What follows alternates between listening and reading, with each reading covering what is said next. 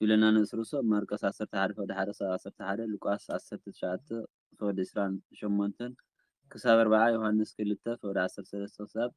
22 12 فود 12 ናብ ኢየሩሳሌም ምስ ቀረቡ ኣብ ደብረ ዘይት ናብ እትርከብ ቤተ ፋጌ በጽሑ። ናብ ኢየሩሳሌም ምስ ቀረቡ ኣብ ደብረ ዘይት ናብ እትርከብ ቤተ ፋጌ በጽሑ። ሽዑ ኢየሱስ ካብ ደቀ መዛሙርቱ ክልተ ልኢኹ ኣብ ቅድሚኹም ናብ ዘላ ዓዲ ኺዱ እስርተ ኣድጊ ምስ ገልገል ኣድጊ ክትረኽቡ እሞ ፈቲሕኩም ኣምጽኡለይ። ዝኾነ ሰብ እንታይ ትገብሩ ኣለኹም እንተበለኩም ጎይታ ይደልዮም ኣሎ በልዎ ሽዑ ክሰዶም እዩ በሎም። እዚ ኩሉ ዝኾነ እቲ ብነቢይ ንጓል ጽዮን እንሆ የዋህን ጻድቕን ንጉስኪ ኣብ ኣድግን ኣብ ገልገል ኣድግን ተቐሚጡ ናባኺ ይመጽእ ኣሎ በልዋ ዝተባህለ ምእንቲ ክፍጸም እዩ። ደቀ መዛሙርቱ ድማ ከይዶም ከምቲ ኢየሱስ ዝኣዘዞም ገበሩ። ነታ ኣድግን ነታ ገልገላን ኣምጽኡሉ ክዳውንቶም ድማ ኣብ ዝባነን ጎዝጎዝሉ ኢየሱስ ከዓ ተቐመጠ። እቶም ህዝቢ ብምልኦም ድማ ክዳውንቶም ኣብ መንገዲ ኣንጸፉ። ካልኦት እውን ካብ ዕዋም ጨንፈር እናሰልዑ ኣብቲ መንገዲ ይንስንሱ ነበሩ። እቶም ቀቅድሚኡ ዝኸዱ ደድሕሮ እውን ዝስዕቡ ህዝቢ ከዓ ዓው ኢሎም ሆሳእና ንወዲ ዳዊት እቲ ብስም እግዚኣብሔር ዝመጽእ ብሩኽ እዩ ሆሳእና ኣብ ኣርያም እናበሉ ድምፂ የስምዑ ነበሩ። ናብ ኢየሩሳሌም ምስ ኣተወ ከዓ ኩላ እታ ከተማ መን እዩ እዙይ እናበለት ተናወፀት። እቶም ህዝቢ ድማ እዙይ ካብ ናዝሬት ናይ ገሊላ ዝመጸ ነቢይ ኢየሱስ እዩ በሉ። ኢየሱስ ነቶም ኣብ ቤተ መቕደስ ዝሸጡን ዝልውጡን ከም ዘባረረ ይብለና ካልኣይ ንስሩሲ ኣብ ማርቆስ 11:15 ክሳብ 19 ሉቃስ 19:45 ክሳብ 48 ዮሃንስ ምዕራፍ 2:13 ክሳብ 22 ንረኽቦ ይብለና። ኢየሱስ ኣብ ቤተ መቕደስ ኣትዩ ነቶም ኣብ ቤተ መቕደስ ዝሸጡን ዝዕድጉን ዝነበሩ ኩሎም ኣባረሮም። ጠረጴዛታት መሽረፍትን መናብር ሸየጥቲ ርግብን እውን ገልበጠ። ቤተይ ቤተ ጸሎት ይበሃል ዝብል ጽሑፍ ኣሎ፣ ንስኻትኩም ግና በዓቲ ሰረቕቲ ገበርኩምዎ በሎም። ኣብ ቤተ መቕደስ ከዓ ዕውራትን ሓንካሳትን ናብኡ መፁ፣ ንሱ ድማ ኣሕወዮም። ሊቃነ ካህናትን መምህራን ሕግን ግና ነቲ ዝገበሮ ተኣምራት ርዮም ህፃናት እውን ኣብ ቤተ መቕደስ ዓው ኢሎም ሆሳእና ንወዲ ዳዊት እንትብሉ ሰሚዖም ተናደዱ። እዞም ቆልዑ ዝብልዎ ዶ ትሰምዕ ኣለኻ በልዎ። ኢየሱስ ከዓ እወ እቲ ካብ ኣፍ ቆልዑን ህፃናትን ምስጋና ኣዳለኻ ዝብል ዶ ኣየንበበኩምን ኢኹም በሎም። ሓዲግዎም ድማ ካብታ ከተማ ወፂኡ ናብ ቢታንያ ኸደ፣ ኣብኡ እውን ሓደረ። ሳልሳይ ንኡስ ርእሲ ፍረ ዘይብላ በለስ ኣብ ማርቆስ 11:12 ክሳብ 14 ፈዲ ቁጥሪ 20 ፈዲ 25 ንግሆ ናብ ከተማ ክምለስ እንተሎ ጠመየ። ኣብ ጥቓ መንገዲ ኦም በለስ ርዩ ናብኣ ኸደ። እንተኾነ ቆጽሊ ጥራሕ እምበር ሓንቲ ፍረ ስለ ዘይረኸበላ ደጊም ካባኺ ንሓዋሩ ፍረ ኣይረኸበላ። እታ ኦም በለስ ከዓ ሽዑ ንሽዑ ነቐጸት። ደቀ መዛሙርቱ ድማ ሪኦም እዛ ኦም በለስ ከመይ ኢላ ሽዑ ንሽዑ ነቐጸት እናበሉ ተገረሙ። ኢየሱስ ከዓ ብሓቂ ብሓቂ እብለኩም ኣለኹ እምነት እንተሃልያትኩም እሞ እንተዘይተጠራጢርኩም እዛ ዕፀ በለስ ከም ዝኾነቶ ጥራይ ኣይኮነን ትገብሩ። ነዚ እምባ እዙይ ተልዒልካ ናብ ባሕሪ ተወርወር እንተበልኩምዎ እውን ክኾነልኩም እዩ። ኣሚንኩም ብጸሎት ዝለመንኩምዎ ኩሉ ክትቅበሉ ኢኹም ኢሉ መለሰሎም። ራብዓይ ንኡስ ርእሲ ስልጣን ኢየሱስ ካብ መን ከም ዝኾነ ኣብ ማርቆስ 11:27 ክሳብ 33 ሉቃስ 20:1 ክሳብ 8 ናብ ቤተ መቕደስ ኣትዩ ክምህር እንተሎ ሊቃነ ካህናትን ሽማግለታት ህዝብን ናብኡ መፂኦም በየናይ ስልጣን ነዚ ነገራት እዙይ ትገብር ኣለኻ? ነዚ ስልጣን እዙይ ከ መን ሃበካ በልዎ። ኢየሱስ ከዓ መሊሱ ኣነ ድማ ሓንቲ ነገር ክጥይቐኩም፣ ነዚኣ እንተነጊርኩምኒ ኣነ እውን በየናይ ስልጣን ነዚ ነገራት እዙይ ከም ዝገብር ክነግረኩም እየ። ጥምቀት ዮሃንስ ካበይ እዩ? ካብ ሰማይ ድዩ ወይ ካብ ሰብ በሎም። ጥምቀት ዮሃንስ ካበይ እዩ? ካብ ሰማይ ድዩ ወይ ካብ ሰብ በሎም። ንሳቶም ከዓ ከምዚ እናበሉ ተዘራረቡ። ካብ ሰማይ እንተበልናዮ ስለምንታይ ደኣ ዘይኣመንኩምዎ ክብለና እዩ። ካብ ሰብ እንተበልናዮ ድማ ኩሎም ንዮሃንስ ከም ነቢይ ስለ ዝርይዋ ነቶም ህዝቢ ንፈርሖም ኢና፣ ንኢየሱስ ከዓ ኣይንፈልጥን ኢሎም መለስሉ። ንሱ ድማ ኣነ እውን በየናይ ስልጣን ነዚ ነገራት እዙይ ከም ዝገብር ኣይነግረኩምን በሎም። ሓምሻይ ንእስ ርእሲ ምስላ ክልተ ኣሕዋት ቀፂሉ ኢየሱስ እንታይ ይመስለኩም?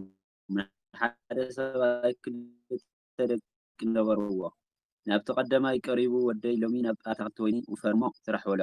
ንሱ ከዓ እምቢ ኢሉ መለሰ። ድሓር ግና ተናሲሑ ወፈረ። ናብቲ ካልኣይ ቀሪቡ ከዓ ከምኡ በሎ። ንሱ ድማ እሺ ጎይታይ በሎ ግና ኣይወፈረን። ካብ ክልቲኦም ኣየናይ እዩ ፍቓድ ኣቦኡ ዝፈፀመ በሎም። ንሳቶም ከዓ እቲ ቀዳማይ በልዎ። ኢየሱስ ድማ ተቐበልቲ ቀረፅን ኣመንዝራታትን ናብ መንግስቲ እግዚአብሔር ምእታው ከም ዝቅድምኩም ብሓቂ እብለኩም ኣለኹ።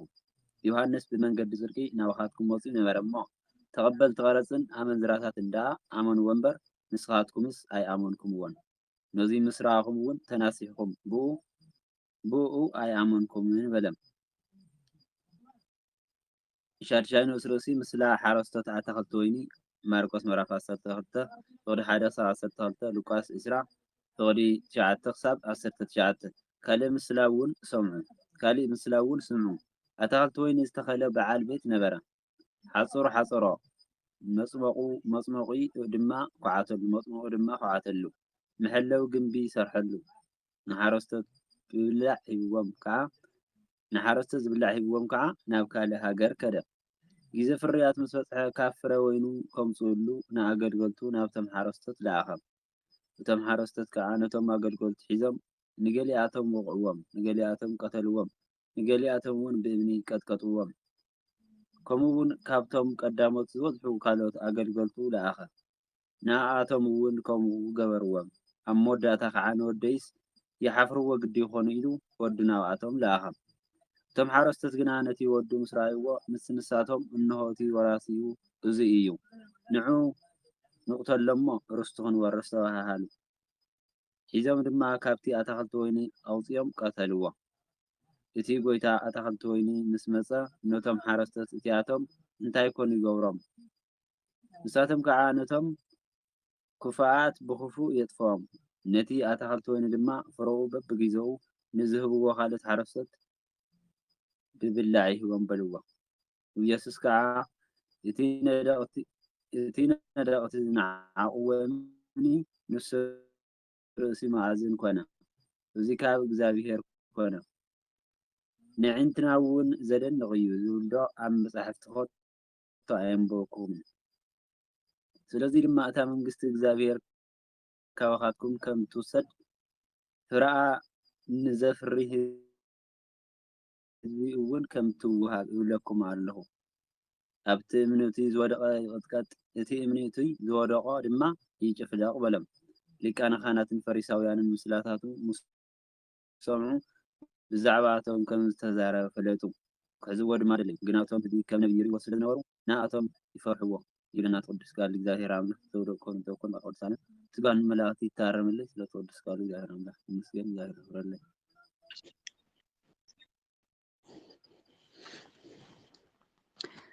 ቃል ሕይወት ያስምዐልና። ስለ ቃሉ ናይ ተቃለ በዓል ቤት ቅዱስ እግዚአብሔር አምላክና ስሙ ዝኸበረን ዝተመስገነን ይኹን። ወንጌል ማቴዎስ ምዕራፍ 21 6 ንኡሳት ክፍልታት ዝሓዘት እያ። ቀዳማይ ጎይታና ኢየሱስ ክርስቶስ ብክብሪ ናብ ኢየሩሳሌም ከም ዝኣተወ፣ ካልኣይ ጎይታና ኢየሱስ ክርስቶስ ቤተ መቅደስ ከም ዘንጽሐ፣ ሳልሳይ ፍረ ዘይብላ ኦም በለስ፣ ራብዓይ ስልጣን ጎይታና ኢየሱስ ክርስቶስ ካብ መን ከም ዝኾነ፣ ሓምሻይ ምስላ ክልተ ኣሕዋት፣ ሻድሻይ ምስላ ሰራሕተኛታት ኣታኽልቲ ወይኒ። ቀዳማይ ክፋል ጎይታና ኢየሱስ ክርስቶስ ብክብሪ ናብ ኢየሩሳሌም ከም ዝኸደ። ጎይታና ኢየሱስ ክርስቶስ ኣብ ምዕራፍ 16:17-20 ንደቀ መዛሙርቱ ሳልሳይ ግዜ ናብ ኢየሩሳሌም ክንከይድ ኢና፣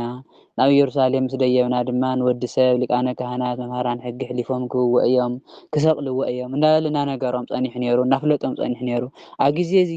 ግዜ እዚ ጎይታና ኢየሱስ ክርስቶስ ናብ ኢየሩሳሌም ዝኸደሉ ዘሎ ሰሙን እዛ ሰሙን እዚኣ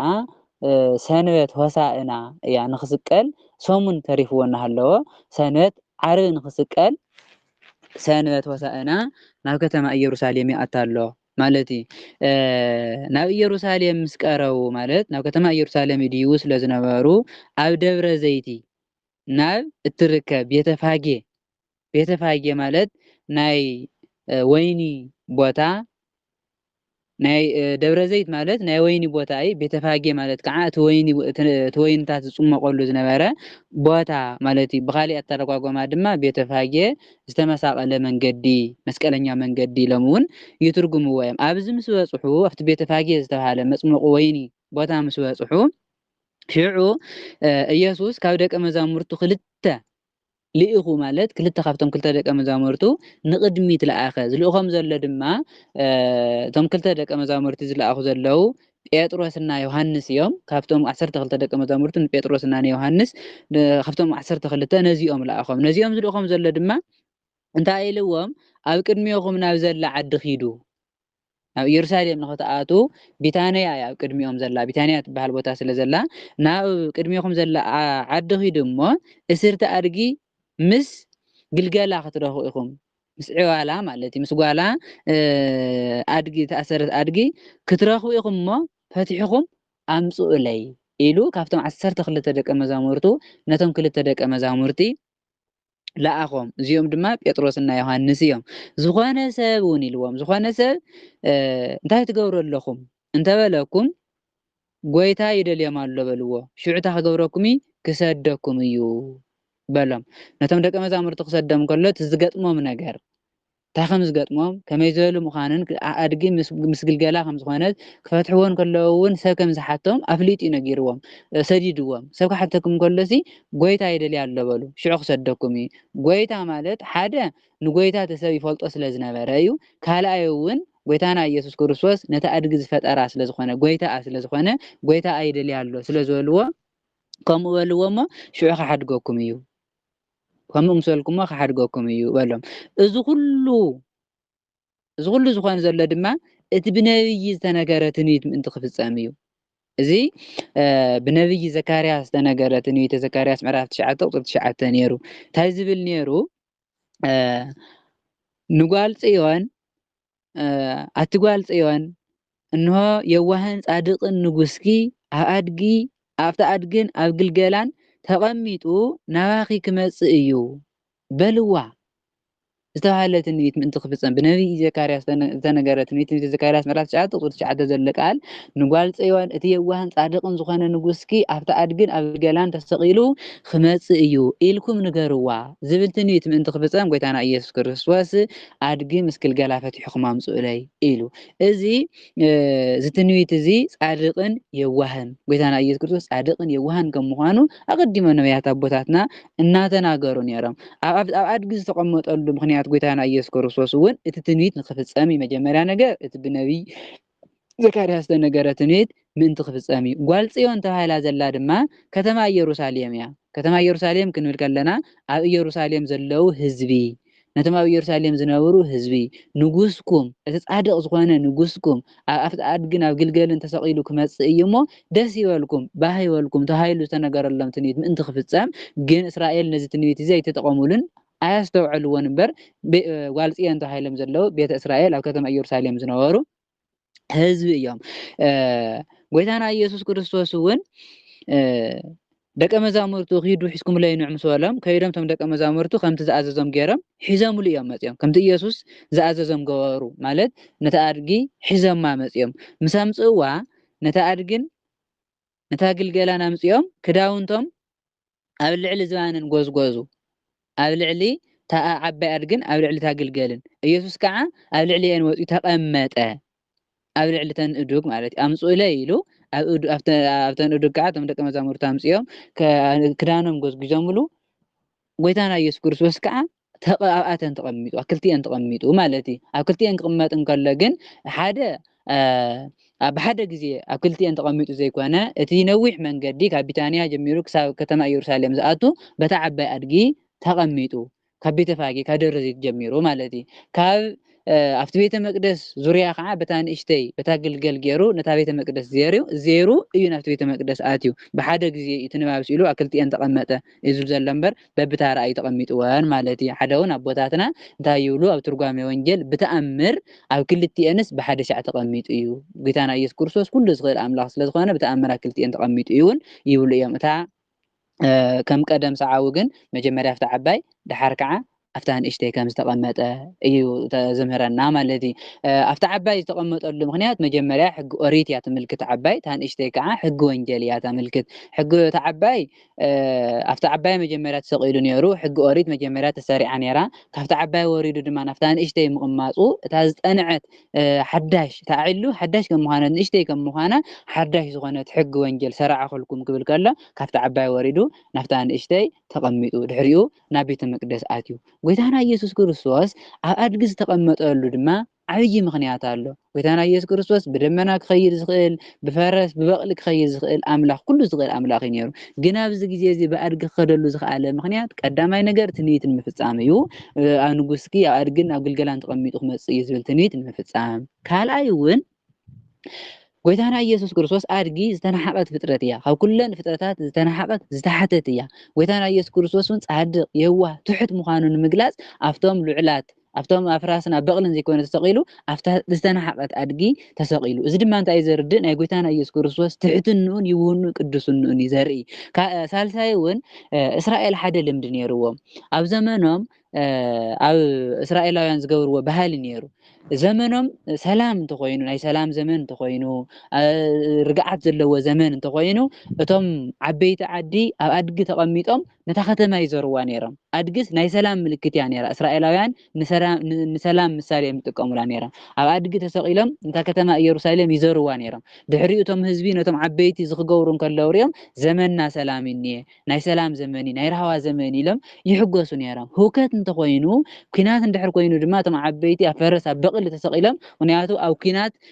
ዝጥቀምሎም ዝነበሩ እንስሳታት ኣፍራስ ኣብ ቅልቲ ስለዝኾኑ ኣብ ፈረስ ኣብ በቕሊ ተሰቂሎም እታ ከተማ ይዘርዋ። እዚ ክገብሩ ከለው እቶም ህዝቢ እንታይ ይፈልጡ ነይሮም? ዘመንና ናይ ሰላም ኣይኮነን ናይ ህውከት እዩ ኩናት ኣሎ ኢሎም ይሓስቡ ነይሮም። ሕዚ ድማ ጎይታና ኢየሱስ ክርስቶስ በትሶም ዝፈልጥዎ ምሳሌ በትሶም ዝኣምንሉ ምሳሌ ኣብ ኣድጊ ተሰቂሉ ዝኸደሉ ዘሎ ምክንያት ሰማያዊ ሰላም ሰብከልኩም ኣለኹ፣ ሰማያዊ ሰላም ኣምፀልኩም ኣለኹ፣ ሰላማዊ ንጉስኩም ኣነ እየ ኢሉ ንኸርድኦም በቲ ዝለመድዎ ልምዲ ኣብ ኣድጊ ተሰቂሉ ናብ ከተማ ኢየሩሳሌም ዝኣተወሉ ምክንያት እዘን ሰለስተ ዓበይቲ ነገራት እየን ማለት እዩ። እቶም ህዝቢ ግን እቶም ምስ ጎይታ ዝነበሩ ህዝቢ ብምሉኦም ድማ ክዳውንቶም ኣብ መንገዲ እንፀፉ ኣብቲ ጎይታ ኣድጊ ተኸደሉ ዝነበረት ኣብቲ መንገዲ እንፀፉ። ካልኦት እውን ካብ ጨንፈር ካብ ቆፅሊ እንዳሰልዑ የንፅፉ ነበሩ። እዚ ዝገብርዎ ዝነበሩ ድማ እቲ ቆፅሊ እቲ ስየ እንዳቆረፁ ዘንፅፍዎ ዝነበሩ ንምንታይ እዩ? እዚ እውን ናይ እስራኤል ልምዲ እዩ። ሓደ ንጉስ ክመፀም እንከሎ ወይ ከዓ ሓደ ንጉስ ክነግሰሎም እንከሎ ክዳኖም እንዳንፀፉ ስየ እንዳንፀፉ ተወሳእና ዝበሃል እንዳንፀፉ ይቕበልዎ። እዚ ማለት ማለት እዩ ክቡር ንጉስ ይግበረልና፣ ሰላማዊ ንጉስ ይግበረልና እንዳበሉ ከም እንዳገበሩ ይቕበልዎ ነይሮም። ንክርስቶስ እውን ካብ ናይ ሮም ግዝኣት ዘውፅኦም ንጉስ መሲልዎም ስለዝመሰሎም ክቡር ንጉስ ይግበረልና፣ ሰላማዊ ንጉስ ይግበረልና እንዳበሉ ክዳኖም እንዳንፀፉ ስየ እንዳቆረፁ ንጎይታና ኢየሱስ ክርስቶስ ተቐቢሎሞ። እቶም ቅድሚኡ ዝኸዱ ዝነበሩ ደድሕሪኡ ቅድሚ ጎይታ እውን ብዙሓት ህዝቢ ይኸዱ ነይሮም። ደድሕሪኡ እውን ዝስዕቡ ህዝቢ ነይሮም። ዓው ኢሎም ድማ እንታይ ይብሉ ነይሮም? ሆሳእና ንወዲ ዳዊት፣ ሆሳእና ንወዲ ዳዊት። ወዲ ዳዊት ማለት መሲሐዊ ዘርኢ ንጉስ ማለት ኢልና ኢና። መሲሐዊ ዘርኢ ሆሳእና ማለት ከዓ ሎሚ ምድሓን ነቲ መሲሐዊ ዘርኢ ንወዲ ዳዊት ኮነ እናበሉ ይጮሁ ነበሩ። ሆሳእና ማለት ሎሚ ምድሓን ማለት እዩ። ካልኣይ ትርጉሙ ድማ ከምቲ ክብርን እግዚኣብሔር ኣብ ሰማይ ይኹን ማለት ምስጋና እውን ይኸውን። ኣብዚ ግን ምድሓን እስራኤላውያን ኣብዚ ዝብሉ ዘለው ወዲ ዳዊት እቲ መሲሐዊ ዘርኢ ነጊሱ ካብ ናይ ሮም መንግስቲ ካድሕነና ይክብሉ። ሆሳእና ንወዲ ዳዊት ሎሚ ምድሓን ንወዲ ዳዊት ይኹን እንዳበሉ እቲ ብስም እግዚኣብሔር ዝመፅእ ድማ ብሩኽ እዩ፣ ብናይ እግዚኣብሔር ስም እግዚኣብሔር ሸምዎ እግዚኣብሔር መሪፅዎ ብናይ እግዚኣብሔር ስም ዝመፅእ ብሩኽ እዩ እናበሉ ሆሳእና ኣብ ኣርያም ክብሪ ንእግዚኣብሔር ኣብ ሰማይ ይኹን እናበሉ ዓው ኢሎም ድምፆም የስምዑ ነበሩ። ቅድሚ ክርስቶስን ድሕሪ ክርስቶስን ዝነበሩ ህዝቢ እዚ ዘብሎም ዘሎ ንእግዚኣብሔር ኣብ ሰማይ ክብሪ ይኹን፣ እቲ ብስም እግዚኣብሔር ዝመፅእ ንጉስ፣ እቲ ብስም እግዚኣብሔር ዝሽወም እግዚኣብሔር ዝሓረዮ ንጉስ ብሩኽ እዩ፣ ሎሚ ንወዲ ዳዊት ምድሓን ይኹን፣ ካብ ናይ ሮም መንግስቲ ካድሕነና እዩ ኢሎም ሓሲቦም ከም ዝብሉ ዘለው ሆሳእና እንዳበሉ ድምፆም ያስምዑ ነበሩ። ናብ ኢየሩሳሌም ምስ ኣተው ከዓ ኩላታ ከተማ ኢየሩሳሌም እዚ መን እዩ? እዚ ብክብሪ ብከምዚ ዓይነት ክብሪ ብከምዚ ብዝደመቐ ክብሪ ናብ ከተማ ኢየሩሳሌም ዝኣቱ ዘሎስ እዚ መን እዩ እናበለት ከተማ ኢየሩሳሌም ተናወፀት ክብል ከሎ እታ ከተማ ተናዊፃ ማለት እቶም ህዝቢ መን እዚ እናበሉ እቶም ህዝቢ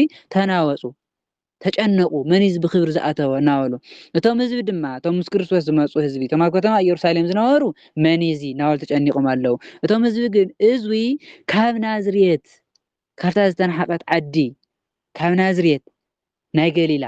ናዝሬት ኣብ ውሽጢ ገሊላ ተባሂላ ትፅዋዕ ፍልይት ዕብይ ዝበለት ዓዲ ኣላ ኣብታ ገሊላ ከዓ ናዝሬት ትበሃል ንእሽተይ ጎጥ ኣላ ማለት እዩ ካብ ናዝሬት ናይ ገሊላ ዝመፀ ነብይ ኢየሱስ እዩ ነብይ ኢየሱስ እዩ እቲ ናዝራዊ ካብ ወዲ ናዝሬት ዝኾነ ነብይ ዝኾነ ናይ እግዚኣብሔር ሰብ ኢየሱስ እዩ ኢሎም ነቶም ኣብ ከተማ ኢየሩሳሌም ዝፀንሑ እቶም ምስኡ ዝመፁ ነገርዎም እዚ ከዓ ናዝሬት ዝብሉ ዘለው ካብታ ዝተናሓቀት ዓዲ ዝመፀ ነብይ ምዃኑ ድማ ጎይታና ኢየሱስ ክርስቶስ ነብይ እዩ ሊቀ ካህን እዩ ንጉስ እዩ ከም ንጉስኑ ከም ነገስታት ከምቲ እስራኤል ዝኣምንሉ ብክብሪ ናብ ከተማ ኢየሩሳሌም ይኣትሎ ነብይነቱ ከዓ እስራኤል ባዕሎም ዝኣምንሉ ነብይ ኢየሱስ እዩ ኢሎም እቶም ህዝቢ ነቶም ኣብ ከተማ ኢየሩሳሌም ዝነበሩ ኣረድእዎ ማለት እዩ ኣብዛ ቀዳመይቲ ክፍሊ እዚኣ እንመሃሮ ዓብይ ትምህርቲ ድማ ጎይታና ኢየሱስ ክርስቶስ ብክብሪ ናብ ከተማ ኢየሩሳሌም ከም ዝኣተወ እያ ትምህረና ቀዳማይ ነገር ካልኣይ ጎይታና ኢየሱስ ክርስቶስ ካብ ደቀ መዛሙርቱ ክልተ ከም ዝለኣኸ እቶም ክልተ ከዓ ጴጥሮስና ዮሃንስ ከም ዝኾኑ ሳልሳይ እዚ ኩሉ ጎይታና ኢየሱስ ክርስቶስ ኣብ ኣድጊ ተቐሚጡ ናብ ከተማ ኢየሩሳሌም ዝኣተወሉ ምክንያት ድማ እቲ ዝዘርዘርናዮ ሰለስተ ዓይነት ምክንያት ኣለዎ እቲ ዝዘርዘርናዮ ማለት እዩ እቲ ዝተነገረ ብነብይ ዘካርያስ ዝተነገረ ትንቢት ድማ ጎይታና ኢየሱስ ክርስቶስ ከም ዝፈፀሞ ካብ ጎይታና ኢየሱስ ክርስቶስ ጻድቅ የዋህ ትሕት ከም ምዃኑ ካብ ጎይታና ንምሃሮ ንሕና ከዓ ጽድቅን ቅድስናን ትሕትናን ኢና ንምሃር ማለት እዩ እቶም ደቀ መዛሙርቱ ከምቲ ጎይታ ዝኣዘዞም ከም ዝገበሩ ጎይታና ኢየሱስ ክርስቶስ እውን ኣብ ክልቲአን እዱግ ከም ዝተቐመጠ ኣብ ክልቲአን ዝተቐመጠሉ ምክንያቱ ድማ እቲ እንዳዘርዘርናዮ ፀናሓና ማለት እዩ እቶም ህዝቢ ሎሚ ምድሓን ንወዲ ዳዊት ይኹን እናበሉ ከም ዝተቀበሉ ሆሳእና ማለት ሎሚ ምድሓን ወይ ከዓ ንእግዚኣብሔር ምስጋና ይኹን ማለት እዩ ንሕና ሆሳእና ዓመት ሆሳእና እናበልና ናኽብሮ ኣብ ኢድና እናኣስሮ ስየ ኣሎ ንሱ እናኣስረሉ ምክንያት እንታይ እዩ ኣይሁድ ንዕኡ እንዳንፀፉ እዮም ተቐቢሎሞ እዚ ዝገብልዎ ዝነበሩ ድማ ክቡር ንጉስ ይግበረልና ምድራዊ ንጉስ መሲልዎም ክቡር ንጉስ ይግበረልና ናበሉ እዮም ተቐቢሎሞ ንሕና ኣብ ኢድና ንገብሮ ስየ ግን ሰላማዊ ንጉስና ክቡር ንጉስና ክርስቶስ በዚ ዕለት እዚ ብከምዚ ዓይነት ክብሪ ናብ ኢየሩሳሌም ኣትዩ እናበልና እናዘከርና እቲ ስየ ኣብ ኢድና እናኣስሮ ብከምዚ ምክንያት ኢና ንሕና ከዓ እናዘከርና እናኣስሮ ሆሳእና ማለት ሎሚ ምድሓን ማለት እዩ ትርጉሙ ማለት እዩ እቶም ኣብ ከተማ ኢየሩሳሌም ዝነበሩ ህዝቢ ከም ዝተረበሹ እቶም ምስ ጎይታ ዝኣተው ህዝቢ ግና ንሱ እቲ ነብይ ክርስቶስ ከም ምዃኑ ከም ዘረድእዎም እያ ተምህረና ዝቀዳመይቲ ክፍሊ ካልአይቲ ክፍሊ ጎይታና ኢየሱስ ክርስቶስ ቤተ መቅደስ ከም ዘንጽሐ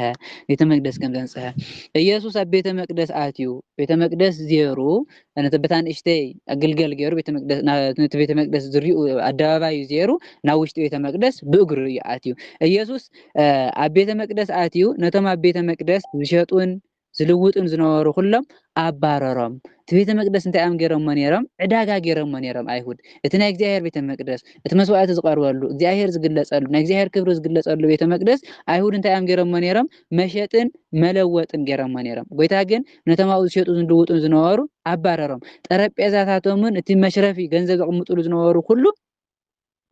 መናብርቶም ኩሉ ናይቶም ሸየጥቲ ርግቢ ኩሉ ገልበጠ እቲ ጠረጴዛቶም እቲ ንብረቶም ኩሉ ታቁሕቶም ግንጥጥ ኣቢሉ እቶም ኣብኡ ዝሸጡ ዝልውጡ ዝነበሩ ካብቲ ቤተ መቅደስ ኣባረሮም እዚ ዝገብሮ ዘሎ ጎይታና ኢየሱስ ክርስቶስ ድማ እንታይ እዩ ናይ እግዚአብሔር ቤት ናይ እግዚአብሔር ክብሪ ዝግለጸሉ ቤት እቶም ሰባት ንጥቅሞም ንስጋዊ ነገር ንመሸጥን መለወጥን ስለ ዝገበርዎ እዚ ከዓ እንታይ ዘርድእ ንናይ እግዚአብሔር ክብሪ ቀናት ክንከውን ከም ዝግበአና ጎይታና ኢየሱስ ክርስቶስ ናይ እግዚአብሔር ቤተ መቅደስ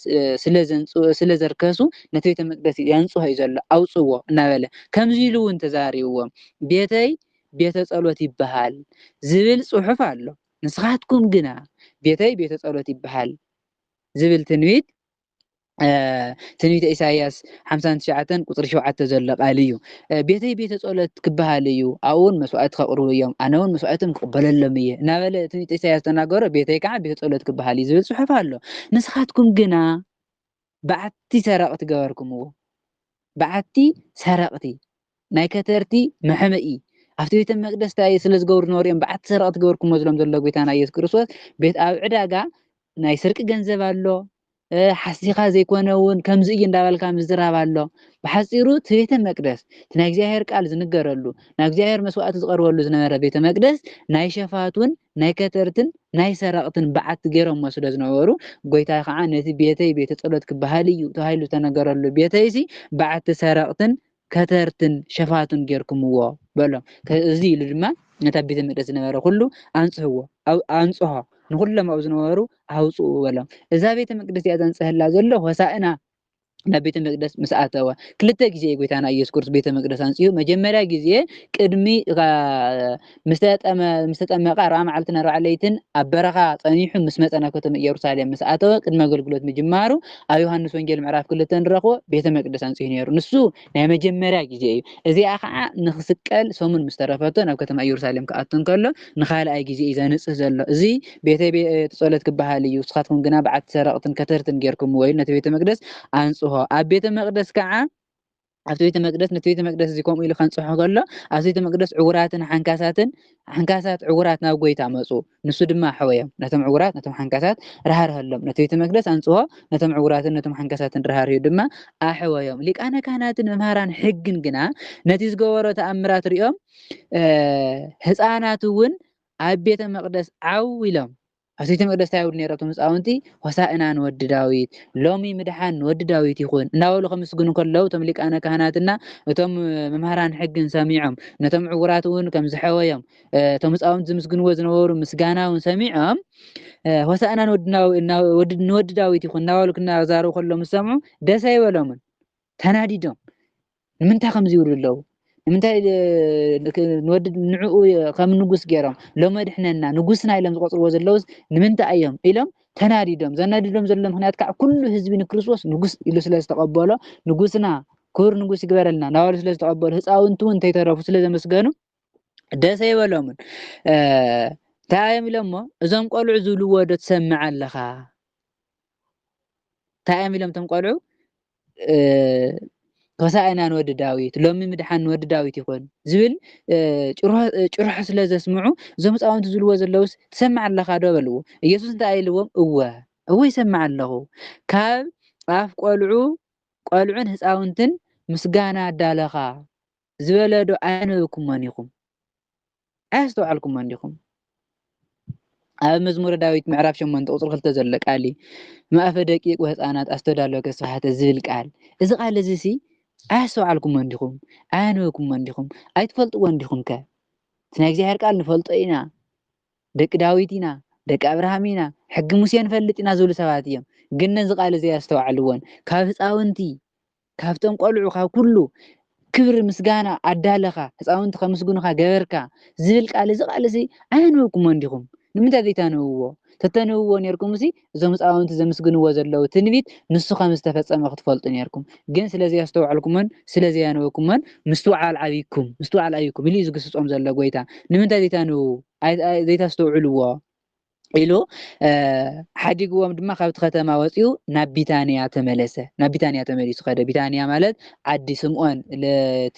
ስምዖን ለምፂ ሕማም ዝነበረ ስምዖን ማለት እዩ ዓዲ ቢታንያ ጎይታና ኢየሱስ ክርስቶስ ናብ ዓዲ ቢታንያ ተመሊሱ ኣብኡ ድማ ኸይዱ ሓደረ ኣብ ቢታንያ ተመሊሱ ኸይዱ ሓደረ ኢሉ ኣብዛ ካልአይቲ ክፍሊ እዚኣ ንመሃሮ ትምህርቲ ድማ ጎይታና ኢየሱስ ክርስቶስ ቤተ መቅደስ ከም ዘንጽሐ ኣብቲ ቤተ መቅደስ ዝነበረ ዕዳጋ ገይሮሞ ዝነበሩ ንኩሉ ከም ዘንጽሖ ከም ዘውፅኦ ቤተይሲ ቤት ጸሎት እምበር በዓቲ ሰረቕትን ከተርትን ኣይኮነን ኢሉ ነቲ ቤተ መቅደስ ዝነበረ ኩሉ ነገር ከም ዘንጽሖ ቤተ መቅደስ ከም ዘንጽሐ ያትምህረና ቀዳመይቲ ካልኣይ ድማ ጎይታና ኢየሱስ ክርስቶስ ኣብቲ ቤተ መቅደስ ዝነበሩ ዕውራትን ሓንካሳትን ከም ዝሐወዮም ሳልሳይ እቶም ሊቃነ ካህናትን መምሃራን ሕጊ ንክርስቶስ ዘቕረብዎ ተቃወሞ ንምንታይ እዞም ህፃናት ክምስግኑካ ከለውሲ ትኸሉ ዘይትብሎም እንታይ እዮም ሓሲቦም እዞም ህፃውንቲ ዘምስግንዎ ዘለውስ ብምትሃት ገይሩ እዩ ምክንያቱ ብሓለቃ ኣጋንንቲ ዘውፅእ ክብሪ ንክርስቶስ ይኹን ብሓለቃ ኣጋንንቲ ገይሩ ኣጋንንቲ ዘውፅእ ይብልዎ ስለ ዝነበሩ ንሕዝሲ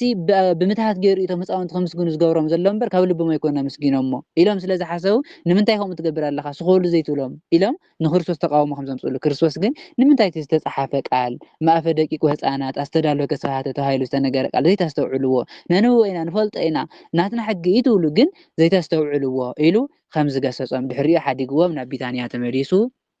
كم زخده يا تمرنا زخالي تخفلي ثالثه تخفلي فرزي يبلا ኦም بلس نغو ናብ ከተማ ክምለስ እንተሎ ናብ ቢታንያ ተመሪሱ ሓዲሩ ኢልና ኣለና ሰንበት ሶኒ ንጉሆ ማለት እዚ ሶኒ ንጉሆ ናብ ከተማ ኢየሩሳሌም ክምለስ እንከሎ ኣብ ጥቃ መንገዲ እንዳኸደ እንከሎ ኦም በለስ ሪኡ ናብ ኣኸደ ኦም በለስ ረኣየሞ ናፍታ ኦም በለስ ከደ ናብ ኣኸድ ከሎ ናፍታ ኦም በለስ ሪኡ ክኸድ ከሎ ግን እንታይ ይደሊ ነይሩ ጎይታ ፍረ ክበልዕ ምግቢ ክምገብ ይደሊ እንተኾነ ግን እንትርፊ ቆፅልሲ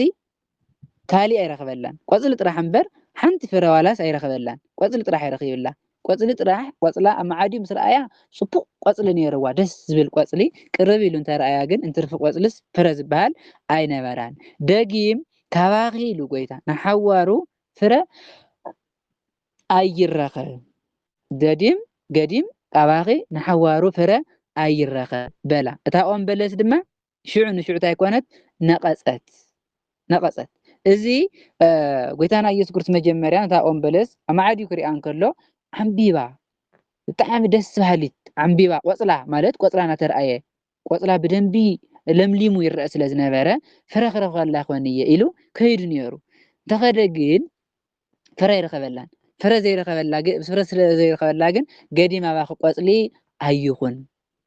ፍረ ይረኸብ ንዘለኣለም ፍረ ይረኸብኪ ቆፅሊ ጥራሕ እምበር ፍረ ኣይረኸብኪ ምስ በላ ወዲያው እንታይ ኮይና ደሪቓ እዚ ምሳሌ እዩ እዚ ጎይታና ኢየሱስ ክርስቶስ ጠሚዩ ክብል እንከሎ ፍቅሪ ደቂ ሰባት ንእስራኤል ኣፍቂርዎም ነይሩ ደልይዎም ነይሩ በለስ ተባሂሎም ዘለው ቤተ እስራኤል እዮም ንእስራኤል ጎይታና ኢየሱስ ክርስቶስ ከድሕኖም ደልዩ 3 ዓመት ዝኣክል ደጋጊሙ ምሂርዎም ኣይሰምዕዎን ብጣዕሚ ብፍቅሪ እውን ዝርኦም ነይሩ እስራኤል ግን እስራኤል ጠሚዩ ዝብል ዘሎ ጎይታና ኢየሱስ ክርስቶስ ፍቅሪ እዩ ጠሚዩ እምበር ምግቢ ጠሚዩ ማለት ኣይኮነን ፍቅሪ ጠሚዩ ግን ቤተ እስራኤል ኣብ ማዕዲኻ ክረአዩ እንከለው ናይ እግዚኣብሔር ሰባት ኢና ሕጊ እግዚኣብሔር ዘለና ደቂ ኣብርሃም ኢና እናበሎም ዝምክሑ ኣብ ማዕዲኻ ክትሪኦም ከለካ ኣብ ካዳድንኦም ኣረጋገፆም ናብ ቤተ ፀሎት ኣመላለሶም ፍሉያት ህዝቢ እዮም ቅዱሳት እዮም ዝመስሉ ቅርብ ኢልካ እንተሪእካዮም ግን ፍረ ፅድቂ የብሎም ስነ ምግባር የብሎም ፍረ ፅድቂ የብሎም ቅድስና የብሎም ብደገኦም ክትሪኦም ከለካ ጥራይ ፅቡቃት እምበር ቅርብ ኢልካ እንተሪእካዮም ፍረ የብሎም ጎይታ እውን እታ ኦም በለስ ኣብ ማዕዲኡ ሪእዋ ፍረ እንተረኸብ ኩላ ኢሉ ከይዱ ግን ኣይረኸበላን ቤተ እስራኤል እውን ኣብ ማዕዲኡ ሪእዎም ብፍቅሪ ጠሚዩ ናብኦም እንተቐረበ ከይዱ ዝምለስ ሰብ ዝኣምን ሰብ ይረክብ ዶ ይኸውን ኢሉ እንተኸደ ግን ቤተ እስራኤል እንታይ ኮይኖም ኣይኣመኑን ፍረ ዘለዎ ሰብ ኣይተረኸበ ማለት ንክርስቶስ ዝኣምን ሰብ ኣይተረኸበን ድሕሪኡ ግን ጎይታ ኣባኹም ፍረ ይረኸብ ኢሉ ረጊምዎም እዚ እውን ኣብ 40 ዓመት ተፈፂሙ እስራኤል ከም ሃገር ቲቶ ዝተባሃለ ጀነራል ኣጥፊዋ ነይሩ እስራኤል ጠፊኣ ነይራ ተፈፂሙ እዚ እውን እስራኤል እዚ ንክርስቶስ ምስ ተቐልዎ ድሕሪ 40 ዓመት ካብ ክርስቶስ ካብ ዝውለድ ኣብ 70 ድሕሪ ክርስቶስ ናብ ሰማይ ካብ ዝኣርግ ግን ድሕሪ 40 ዓመት ከም ሃገር ጠፊኣ ነይራ ከም ምድራቃ ታበለስ ከም ምድራቃ እስራኤል እውን ከምዚ ኢላ ከም ሃገራ ጠፊኣ ነይራ እዚ ኦም በለስ ተባሂሉ ዘሎ ምሳሌ እዩ ኦም በለስ ቤተ እስራኤል ጎይታ ጠሚዩ ማለት ከዓ ፍቅሪ ጠሚዩ ፍረ ኣይረኸበላን ማለት ከዓ ቤተ እስራኤል ግብሪ ፅድቂ ኣይረኸበሎምን ፍረ ይረኸብኩም ኢሉ ረጊምዋ ወዲያው ከዓ ደሪቃ ማለት ቤተ እስራኤል ድሕሪ 40 ዓመት ምጥፋኣ ይዘርድአና ማለት እዩ ደቀ መዛሙርቱ ግን ታ ኦም በለስ እውን ልክዕ ከምኡ ደሪቃ እያ በታ ኦም በለስ ገይሩ ምሳሌ ዝዛረቦ ዘሎ ግን ንቤተ እስራኤል እዩ ማለት እዩ ኣብዚ ግዜ እዚ ግን ደቀ መዛሙርቱ ጎይታ ነዛ ኦም እዚኣ እዛ ኦም በለስ ከም ዝደረቀት ሽዑ ከም ዝነቐፀት ሪኦም ብጣዕሚ ተገረሙ ከመይ ክኸውን ክኢሉ ብሓደ ሻዕ ፍረ ይረኸብ ክኢልዋስ ከመይ ኢላ ክትደርቕ ክኢላ ኢሎም ተደነቁ ጎይታ ግን እንታይ ኢልዎም ብሓቂ ብለኩም ኣለኹ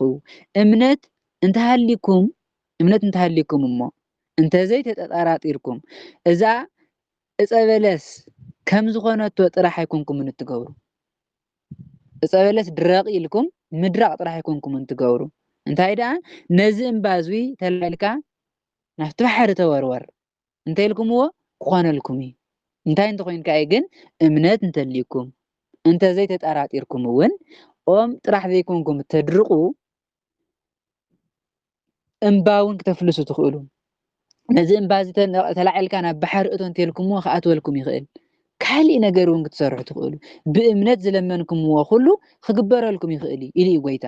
እምነት እንተሃሊኩም انت زي تጠራጢርኩምስ ኦምበለስ ጥራሕ ይኩንኩም እንተድርቁ በዚ ጥራሕ ይትደነቁ ኢዝሎም ዘሎ ጎይታ ንሶም ታ ኦምበለስ ምድራቃ ሪኦም ብጣዕሚ ስለዝተገረሙ ስለዝተደነቁ ጥራሕ እምነት ይሃለኩም እምበር ኦምበለስ ተድርቁ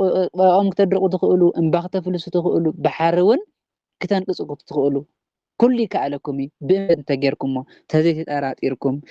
ኣሚንኩም ብጸሎት ዝለመንኩምዎ ኩሉ ክትቅበሉ ኢኹም ኢሉ ድማ መለሰሎም ኣሚንኩም ከይተጠራጠርኩም ዝለመንኩም እዋን ዝደለኹም ነገር ኩሉ ክግበረልኩም እዩ ክፍፀመልኩም እዩ እንድሕር እምነት ሃሊኩም ተዘይተጠራጢርኩምስ ኩሉ ክትገብሩ ትኽእሉ ኢኹም ኢሉ ድማ ጎይታና ኢየሱስ ክርስቶስ ንሃዋርያት መለሰሎም ሃዋርያት ዝተገበረ ተኣምር ሪኦም ኣድኒቆም ነይሮም ጎይታ ግን እምነት ንዘለዎ ሰብ ኩሉ ከም ዝከኣሎ ንስኻትኩም እውን ክትሰርሕዎ ትኽእሉ ኢኹም ኢሉ ከም ዝነገሮም ከም ዝመለሰሎም ኣብዛ ሳልሰይቲ ክፍሊ እዚኣ ንመሃሮ ትምህርቲ ድማ ጎይታና ኢየሱስ ክርስቶስ ንጉሆ ሶኒ ናብ ከተማ ኢየሩሳሌም ክኸይድ እንከሎ ኦም በለስ ሪኡ ጠምዩ ክብለና እንከሎ እዚ እቲ ኦም በለስ በርግፅ ኣብቲ ኦም በለስ ተፈፂሙ እዩ ምሳሌነቱ ግን ኦም በለስ ተባሂሉ ዘሎ ቤተ እስራኤል እዩ ጎይታ ጠሚ ማለት ከዓ ፍቅሪ ናይ ደቂ ሰባት ፍቅሪ ናይ ደቂ ሰባት ፅምኢ እዩ ጠምዩ ዝሉ ዘሎ እምበር ምግቢ ጠሚ ማለት ኣይኮነን ፍረ ሲኢንላ ማለት ከዓ ደቂ እስራኤል ፍረ ፅድቂ ሲኢንሎም ናብ ብክርስቶስ ከኣምኑ ኣይከኣሉን እቲ ፍረ ኣይረኸብክ ኢሉ ረጊምዋ ማለት ከዓ እስራኤል ድሕሪ 40 ዓመት ከም ዝጠፍአት እቲ መርገም ኣብ እስራኤል ከም ዝተፈፀመ እዩ ዘርድእና ደቂ መዛሙርቱ ከዓ በቲ ዝተገበረ ተኣምር ከም ዝተደነቁ ጎይታ ድማ ንዝኣምን ኩሉ ይከኣሉ እዩ እምነት እንተልይኩም ብእምነት እንተለሚንኩም ኦም ከተድርቁ ትኽእሉ ባሕሪ ክተንፅፉ ትኽእሉ እምባውን ፈሊስካ ናብ ባሕሪ እቶ እንተልኩሞ ክኾነልኩም ይኽእል እዩ ብእምነት ለመንኩምዎ ኩሉስ ኩሉ ክፍፀመልኩም ይኽእል እዩ ኢሉ ንሃዋርያት ከም ዘረድኦም ኣብዚ ንመሃሮ ዓብይ ትምህርቲ ድማ እምነት ቅድሚ ኩሉ ነገር እምነት ወሳኒ ከም ምዃኑ እዩ ዝምህረና እምነት እንተሊና ፍፁም እምነት እንተሊና እንተዘይተጠራጢርና እግዚኣብሔር ዝለመናዮን ዝደለናዮን ነገር ኩሉ ከም ዝህበና እያ ትምህረና ማለት እዩ ራብዒቲ ክፍሊ ስልጣን ኢየሱስ ካበይ ከም ዝኾነ ካብ መን ከም ዝኾነ ስልጣን ኢየሱስ ናብ ቤተ መቅደስ ኣትዩ ሶኒ ንጉሆ ማለት እዩ ጎይታና ኢየሱስ ክርስቶስ ናብ ቤተ መቅደስ ምስ ኣተወ ናብ ቤተ መቅደስ ኣትዩ ክምህር እንተሎ ሊቃነ ካህናትን ሽማግለታትን ቶም ዓበይቲ ህዝቢ ሽማግለታት ናብኡ መፂኦም ባየናይ ስልጣን ኢኻ ነዚ ነገር እዚ ትገብሮ ዘለኻ ነዚ ስልጣን እዚ ኸ መን ይህብካ ኢሎም ሓተትዎ ናየንዩ ቤተ መቅደስ ክተንፅህ ቤተ መቅደስ ነበረ ዕዳጋ ክትፈትሕ ዕውራት ክትፍውስ ኩሉ ተኣምር ክትገብር ነዚ ኩሉ ስልጣን ዝሃበካሲ መን እዩ ኢሎም ሊቃነ ካህናት መምሃራን ሕጊ እቶም ዓበይቲ ሽማግለታት መፅኦም ሓተትዎ እዚ ዝሓትዎ ዘለው ግን መልሲ ሂብዎም ከኣምኑ ዘይኮኑ ንሕና ከለና ሰብ ስልጣን ንሕና ከለና ወነንቲ ንሕና ከለና ኣዘዝትስ ኣብቲ ቤተ መቅደስ እንታይ ለካ ኢኻ ኣቲኻ እትውንን እንታይ ለካ ኢኻ ቤተ መቅደስ ተንፅህ ክብልዎ ስለዝደለዩ እምበር ነጊርዎም ከኣምኑሉ ደልዮም ኣይኮኑን ጎይታ ግን ኣብዚ እንታይ ይመልስሎም እሶም ሓሲቦሞ ዝነበሩ ሕማቅ ምዃኑ ዝገልጽ ጎይታ ዝመለሰሎም መልሲ እንታይ እዩ ካብ መን እዩ ስልጣንካ ካብ መን እዩ ንገረና ምሰልዎ ኣነ ድማ ኢሎም ጎይታ ኢየሱስ እንታይ ኢልዎም ኣነሲ ሓንቲ ሕቶ ክሓተኩም ሓንቲ ጥያቄ ንስኻትኩም ነዛ ነገር እዚኣ እንተመሊስኩምለይ ኣነ እውን በበየናይ ስልጣን ነዚ ነገር እዚ ከም ዝገብሮ ክምልሰልኩም እየ እዞም ሰባት ሓሲቦሞ ዝመፁ ተመሊስሎም ከኣምኑ ኣይኮኑን እንታይ ገዲሽካ ንሕና ከለናስ እንታይ መን ስልጣን ሂብካ ኢኻ ኣብኡ ኣቲኻ ቤተ መቅደስ ተንፅህ ንምባል እዮም ዝሓትዎ ዘለው ጎይታ ግን እንታይ ኢልዎም እቲ ስልጣነይ ካበይ ምዃኑ ክነግረኩም ድሕር ደሊኹምስ ሓንቲ ነገር ክሓተኩም ነታ ሓቶስታ እንድሕር መሊስኩም ለይኮንኩም ከዓ ኣነ ብናይ መን ስልጣን ከም ዝገብሮ ክነግረኩም እየ ኢሉ ጥያቄ ጠየቆም ጥምቀት ዮሃንስስ ካበይ እዩ ናይ ዮሃንስ ጥምቀት ካበይ እዩ ኢልዎም ዮሃንስ ጥምቀቱ ካበይ እዩ ካብ ሰማይ ድዩ ወይስ ካብ ሰብ ዮሃንስ ጥምቀት ካበይ እዩ ካብ ሰማይ ድዩ ወይስ ካብ ሰብ ዝብል ጥያቄ ሓተቶም ንሳቶም ከዓ እንታይ ኣሚሎም እቲ ነገር ናይ ዮሃንስ ጥምቀት ኣይተቐበልዎን ዮሃንስ እውን ኣይኣመንዎን እንታይ ሓሲቦም ንስንሳቶም ከዓ ከምዚ እናበሉ ተዘራረቡ ካብ ሰማይ እዩ እንተይልናዮ ስለምንታይ ደኣ ዘይኣመንክምዎ ክብለናይ ናይ ዮሃንስ ጥምቀት ሰማያዊ ምዃኑ ይፈልጡ እዮም ግን ሰማያዊ ምዃኑ እንዳፈለጡ እናሃለዉ ኣይተቐበልዎን ካብ ሰማይ እንድሕር ኢልናዮ ታኻንኩም ደኣ ዮሃንስ ዘይተቐበልኩምዎ ክብለናይ ካብ ሰብ እዩ እንተይልናዮ ድማ ኩሎም ንዮሃንስ ከም ነቢይ እዮም ዝርእይዎ ነቶም ህዝቢ ከዓ ንፈርሖም ኢና ኢሎም ካብ ሰማይ እንተልናዮ ንምንታይ ዘይተጠመቕኩም ካብ ሰብ እንተልናዮ እቶም ህዝቢ ብሙሉኦም ናይ ዮሃንስ ጥምቀት ተጠሚቖም እዮም ናይ ዮሃንስ ጥምቀት ክጥመቑ ከለዉ ግና ዮሃንስ ነብይ ኢሎም እዮም ጠሚቖም ሕዚ ካብ ሰብ እንድሕር ኢሎሞ ነብይ ከዓ ካብ እግዚኣብሔር ዝለኣኽ እምበር ካብ ሰብ ኣይለኣኽን እቶም ህዝቢ ክበኣሱና እዮም ከመይ ክንገብር ኢሎም ነንባዕሎም መኺሮም ብዛዕባ እዚ ዝመኽርዎ ዘለዉ ምክንያት ከዓ ንባዕሎም ዝድሕንሉ ነገር እዩ ናይ ዮሃንስ ካብ ሰማይ እንተልናዮ ዘይተጠመቕኩም ኢሉ ክሕዘና እዩ ካብ ምድሪ እንተልና እቶም ሰብቶም ህዝቢ ክበኣሱና እዮም ኢሎም ነዚ ነገር እዚ ሓሲቦም እቶም ህዝቢ ንፈርሖም ኢና እቶም ህዝቢ ከይበኣሱና ኢሎም ንኢየሱስ እንታይ እዮም ኢሎሞ ንጎይታ ኣይንፈልጥን ካብ ሰማይ ድዩ ካብ ምድሪ ድዩ ካብ ሰብ ድዩ ካብ እግዚኣብሔር ድዩ ኣይንፈልጥን እናፈለጡ እናሃለዉ ኣይንፈልጥን ኢሎም መሊሶም እቲ ሓቂ ሓዲጎም እቲ ሓሰት እዮም ዝምልሱ ዘለዉ ጎይታ ግን እንታይ ኢልዎም ኣነ እውን ኢሉ ባየናይ ስልጣን ወይ ከዓ ብናይ መን ስልጣን ነዚ ነገር ከም ዝገብሮ ኣይነግረኩምን በሎም ንሶም እንዳፈለጡ ኣይንፈልጥን ኢሎም ጎይታ እውን ይፈልጦ እዩ ብናይ መን ስልጣን ከም ዝገብር ይፈልጥ እዩ ግን ኣይነግረኩምን ንሶም ክፉእ ስለ ዝሓሰቡ ክፈልጡ ስለ ዘይደለዩ ብተንኮል ስለ ዝመፁ ኣነ ኣይነግረኩምን እታ ጥያቄ ተትምልሱለይ ነርኩም ክነግረኩም ነይረ ምክንያቱ ጥያቄ እንተዝምልስዋ ነይሮም ኣይሁድ እቶም ሊቃነ ካህናት እቶም ዓበይቲ ህዝቢ ምስ ክርስቶስ ዘባእሳ ኣይመነበሮምን ንዮሃንስ ተዝቕበልዎ ነይሮም ናይ ዮሃንስ ጥምቀት ደኣ ሰማያዊ እዩ እንተዝብሉ እሞ ዮሃንስ ንመን እንዲሰቢኹ ዮሃንስ ንዓይ እንዲሰበኸ ወዲ እግዚኣብሔር ይመፅእ ኣሎ ተቐበልዎ እንዲ ዝበለኩም ቅድመይ ዝነበረ ድሕረይ ክመፅእ እዩ እንዲ ዝበለኩም ታሃንኩም ዘይኣመንኩምኒ ኢሉ ክሕዞም ምስ ክርስቶስ ዘባእስ ነገር የብሎምን ንዮሃንስ ተዝቕበልዎ ነይሮም ግን ዮሃንስ ከዓ ኣይተቐበልዎን እቶም ህዝቢ ጥራሕም ተቐቢሎሞ ንዮሃንስ ምድራዊ ከይብልዎ ከዓ ነቶም ህዝቢ ስለ ዝፈርሕዎም ጎይታ ነዚ ነገር እዚ እስኻትኩም ሓቂ ስለ ዘይተዛረብኩም ኣነ ከዓ ክናገረኩም ኣይክእልን ኢሉ ዓፂዎ ማለት እዩ ኣብዛ 4ይቲ ክፍሊ እዚኣ ንመሃሮ ትምህርቲ ድማ ጎይታና ኢየሱስ ክርስቶስ እቶም ዓበይቲ ህዝብን ሽማግለታትን ንጎይታ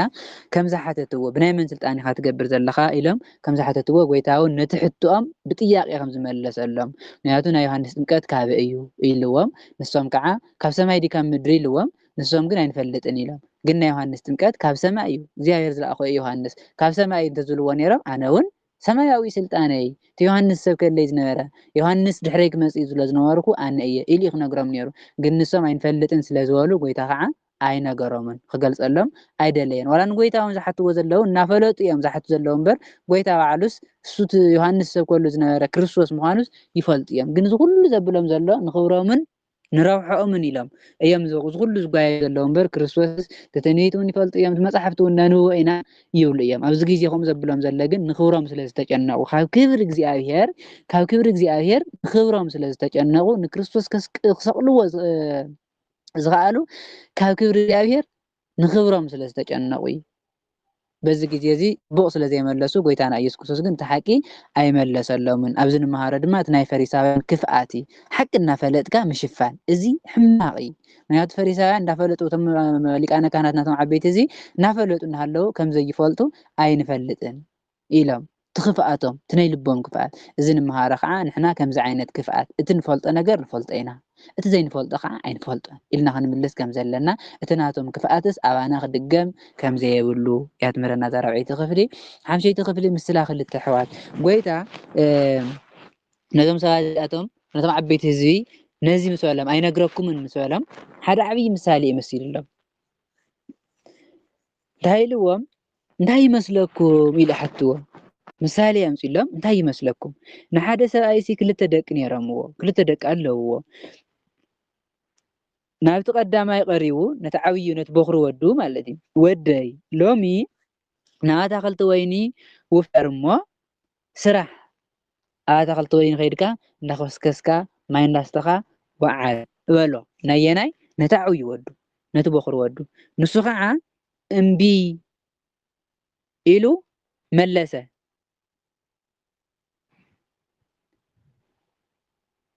ይቅርታ እቲ ዓብይ ወዱ ኪድ ምስ በሎ እቲ ዓብይ ወዱ እንታይ ኢሉ እሺ ኢሉ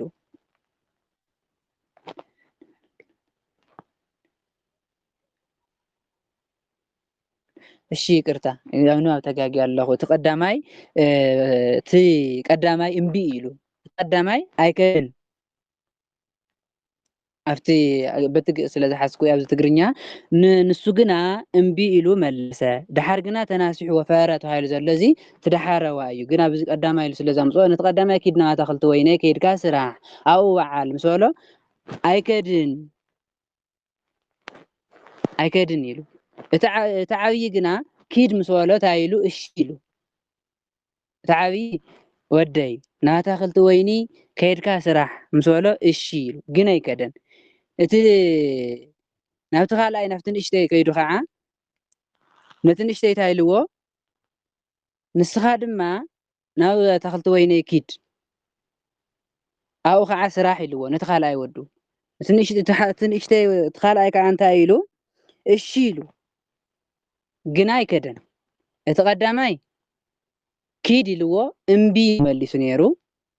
إتخال أي دما كيد نوا تخلت ويني مسؤاله إشيلو جن أي كدن إتقدمي نتا تخلت ويني كيد مستهالة إمبيلو مليسلو نيرو دحر جن تنبوز ملسلو ملس سحتت مخان فليتو تناسيحو مالت نابويسي تخكله يملس كله الشيء أقول لازم بأن نيرو إيلو تناسيح تاخوينو نفتقرات كيدو ناسرحو وعلو تخالاي جن الشيء لو نيرو الشيء زبلك على سميعو كنك سرحي كآلن نفت سرحي كدن أيوة فعلا كابزوم كل التسي أينا أي فقاد أبوز فاتسأما كابزوم كل التسواتسي من يمين فقاد أبوز فاتسأم نساتهم تعملهم اتقداماي يعملهم أيناي اتي امبيلو دحر تناسحو نفسرح زخده اتخالاي جن الشيلو نيرو جن نفسرح أي كدن اتقدم يسرح فقد أبوز فتسمه إلهم نقوي تعمل لسولو قويتان تايلو مبزق زيزي تقبل تقرصن أمن زراتاتن نمن جست እግዚአብሔር ምእታው ከም ዝقدمكم بحق بلكم الله ኃጢአተኛታት አመንዘርቲ ተቀበል ተቀረጽ ኢልኩም እትጽየፍዎም ሰባት ዚአቶም ቀዲሞም ኩና መንግስተ ሰማያት ከም ዝኣቱ بحق بلكم الله እቲ ምሳሌ ይትርጉመሎም ዘሎ ጎይታና ኢየሱስ ክርስቶስ ኣብዚ ቀዳሞት ትውልድ ተመሲሎም ዘለው እንመንዮም እቶም ውሉድ ተመሲሎም ዘለው እቶም ሓጣን እቶም ተቀበል ተቀረጽ እቶም ዘመውቲ ተባሂሎም ዘለው እዮም መጀመርያ ኣብ ኃጢአት ኣብ ርክሰት ነይሮም ክርስቶስ ምስ መጸግን ተነሱ ክበሃሎም ከለው እሺ ኃጢአተኛታት ኢና ኢሎም ተነሲሆም እቶም እቲ ካልኣይ ትውልድ ድማ ንፈሪሳውያንን ነቶም ንኣይሁድ ሙሉኦም ዝምልክት ካልኣይ ውሉድ እዚኦም ከዓ ክርስቶስ ጎይታ መጀመርያ እግዚአብሔር ሕጊ ሂቦም ተቀቢሎም ነይሮም እቲ ሕጊ ሒዞም እቲ ሕጊ ተቀቢሎም ነይሮም ክርስቶስ ምስ መጸግን ንስኻ ክርስቶስ ይኮንካን ኣይንበልን ኢሎም ኣዮም እሺ ዝብል ቃል ናይ ተስፋ ቃል ተቀቢሎም ነይሮም ኣብ ስራሕ ግን ንክርስቶስ ምስ መጸግን ኣይኣመኑዎን እምቢሎም እቲ ዳሕራዋይ ንሊቃነ ካህናትና ንፈሪሳውያን ይውክል እቲ ቀዳማይ እምቢሉ ዝሰርሕ ድማ ንሓጣኣንና ንተቀበል ተቀረጽ ይውክል ሕዚ ተቀዳማይ በዓሎም እንታይ ኢሎም መሊሶም ካብቲ ዳሕራዋይሲ እቲ ቀዳማይ ፍቃድ ኣቡኡ ፈጺሙ ስለዝበሉ ንዓኻትኩም እውን እቶም ኃጢአቶም ዝኣመኑ ተቀበል ተቀረጽ ዘመውቲ ዝተባሃሉ እንታይ እዮም ኃጢአቶም ኣሚኖም ብክርስቶስ ስለ ዝኣመኑ ንሶምሲ ክቅድሙኩም እዮም ናብ መንግስተ ሰማያት ምእታው ከምቲ እምቢሉ መጀመርያ እምቢሎም ኃጢአት ሰርሑ ነይሮም ድሓር ግን ተነሲሖም ብክርስቶስ ኣሚኖም እቲኦም ግን መጀመርያ ናይ እግዚአብሔርና እንዳበሉ ነይሮም ድሓር ግን ብክርስቶስ ክኣምኑ ኣይከኣሉን ንሳቶም ክቅድሙኩም እዮም ኢልዎም ጎይታ እንታይ ድማ ኢልዎም ዮሐንስ ኢሉ ብመንገዲ ጽድቂ ናባኻትኩም መጽኡ ነይሩ ዮሐንስ ብመገዲ ጽድቂ ናባኻትኩም ንመጽኡ ነይሩ ተቀበልቲ ቀረጽን ኣመንዝራታትን ደኣ ተቀቢሎም መንበር ንስኻትኩምስ ኣይኣመንኩምዎን ዮሐንስ በገዲ ጽድቂ ማለት በሐቀኛ መንገዲ በናይ እግዚአብሔር መንገዲ በታቀንዕት ዝኾነት ናይ እግዚአብሔር ሕጊ መንግስተ ሰማያት ቀሪባ ኣያሞ ንስሓ እተው እንዳበለ ምሂርኩም ነይሩ ግን ዮሐንስ ከምዚ ኢሉ ክምህር እንከሎ ተቀበልቲ ቀረጽን ኃጢአተኛታት ዘመውቲ ተባሂሎም ዝተነሓቁ ሰባት እዮም ጽቡቅ እሺ ኢሎም ኃጢአቶም ኣሚኖም ዝተቀበልዎ እምበር እቶም ኣይሁድ ኣይተቀበልዎን ንስኻትኩም ግን ኢልዎም ጎይታ ኣይኣመንኩምዎን ኣይተቀበልኩምዎን ነዚ ምስ ረኣኹምሲ ተነሲኹም ብኡ ኣይኣመንኩምን ነዚ ኩሉ ዮሐንስ ዝገበሮ ነገር ኩሉ ሪኦም ካብ እግዚአብሔር ተላኢኹም ምጽኡ እቶም ሓጣን ተቀበልቲ ቀረጽ ክንሱን ከለው እናርኣዩ እዚ ኩሉ እናርኣዩ ከለው ኣይተመለስኩምን ኣይተነሳኹም ክሳብ ሕዚ እውን ኣይተነሱን ኣይተመለሱን ዘለው ኣይተመለስኩምን ኢሉ ጎይታና ኢየሱስ ክርስቶስ ገሲጽዎም ብምሳሌ ገይሩ ኣብዛ ሓምሸይቲ ክፍሊ እዚኣ ንመሃሮ ትምህርቲ ጎይታና ኢየሱስ ክርስቶስ ንኣይሁድ ብምሳሌ ነቶም ሊቃነ ካህናት ናቶም ዓበይቲ ህዝቢ ብምሳሌ ከም ዝመሃሮም ኣብዚ ቀዳማይ ውሉድ ተባሂሉ ዘሎ እቶም ተቐበልቲ ቀረፅና ሓጥኣን እቲ ቀዳማይ ውሉድ መጀመርያ እምቢ ኢልዎ ነይሩ ናብኡ ኣቦ ተባሂሉ ዘሎ ድማ እግዚኣብሔር እዩ መጀመርያ ሕጊ እግዚኣብሔር ኣይፍፅሙን ሕጊ እግዚኣብሔር ኣይፈልጡን ነይሮም ሓጢኣተኛታት እዮም ዘመውቲ እዮም መምለኽቲ ጣዖት እዮም ክርስቶስ ምስ መፀ ግን ብክርስቶስ ኣሚኖም ተነሲሖም ማለት ተናይ ቀደም ስርሖም ሓዲጎም ክርስቶስ ኣሚኖም ቀዳማይ ወልድ ነቶም ሓጥኣንን ተቐበልቲ ቀረፅን ዝምልክት ተኻልኣይ ከዓ ንሊቃነ ካህናትና ንኣይሁድ እሺ ኢሉ ነይሩ ንሱ ግን ናብ ስራሕ ኣይከድን ኣይሁድ ከዓ ደቂ እግዚኣብሔር ኢና ይብሉ ነይሮም ግን ፍጻሚኦም ኣይፀበቐን ኣብ ስራሕ ኣይተረኸቡን ኣብ ፅቡቕ ነገር ኣይተረኸብኩምን እዩ ዝብሎም ዘሎ ጎይታና ኢየሱስ ዮሃንስ እውን ኣይተቐበልኩምዎን ዮሃንስ ናይ ፅድቂ መንገዲ እዩ ዝምህር ነይሩ ገሊፁሎም እቲ ካብ ላዕሊ እሶም እንዳፈለጡ ኣይንፈልጥን ኢሎም ተዛረብዎ ዮሃንስ ብመንገዲ ፅድቂ መፂ ነይሩ ብሓቂ መፂ ነይሩ ግን ኣይኣመንኩምዎን ተቐበልቲ ቀረፅ ሓጥኣን እኳ እቶም ተቐበልቲ ቀረፅ እቶም ሓጥኣን ትንቢት ተስፋ ዘይፈልጡ ሰባት ከኣምኑ ከለው ንዓቶም ሪኢኹም እኳስ ኣይኣመንኩምዎን ኣይተቐበልኩምዎን ክሳብ ሕዚ እውን ኣይኣመንኩምን ኢሉ ከም ዝገሰፆም እያ ትምህረና ማለት እዩ ሻድሸይቲ ክፍሊ ምስላ ሰራሕተኛታት ኣታክልቲ ወይኒ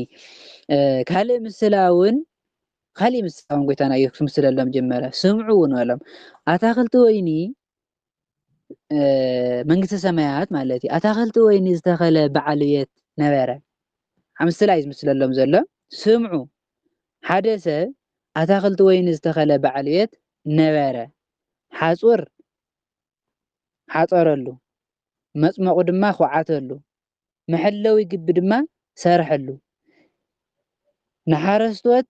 ببلع هيوم ببلع دما هيوم ناو كالي هاجر كده نفرقي هيوم نسوم كحلولو حاليوم كوسكيسوم افريم فرق هو حدا هفتام سب